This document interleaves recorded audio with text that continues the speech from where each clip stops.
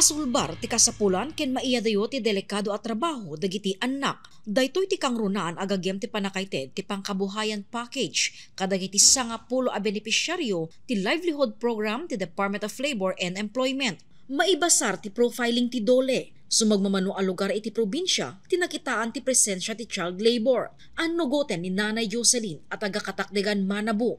Gapo iti rigat iti biyag, tumultulong kadakwada ti grade 12 nga anak na, iti panagtalon tunggal awan basa para iti nayon nga abasto na. Ngem babaen iti naawat na Anego Card Project, nga agbalor ti 33,640 pesos. Mailisin iti anak na amapan mangged-talon kan makafokus iti panagadal na. Agyaman kami ma'am ta maragsaka na karon unay ma'am ta da kami ti may isang napili ta napyalaeng nga adda pangalaan mi ti daddo mga katulungan mi ti balay.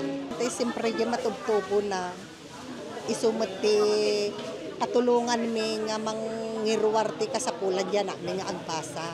Malaksid a construction worker, manayunan pa iti pamastrekan ni Angel, babayan iti home service, apan nagpokis, usar ti Barber Kids Project manipod Dole.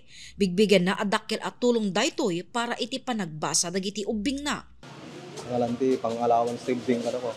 Paset ti Dole Integrated Livelihood Program, ti Child Labor Program, amang kita ti pagsiaatan dagiti ubing. Ti may nga problema dakat ti income. So nga kapilitan tumulong jobing.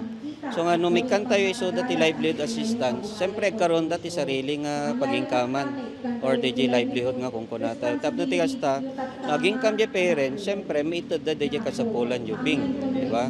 So no daday kasi nga sitwasyon, siyempre jubing ha, kailangan nga tumulungan kasi kaya di parents nga mangtad di kasapulan jubing. Agdagop ti 337,000 pesos ti balor dagiti 10 a livelihood project. Ken dagitoy ti mamonitor kalpasan ti makabulan. Kadagiti interesado iti kaasping nga programa, mabalin na turungen iti opisina ti Dole para iti ad-adupay nga impormasyon.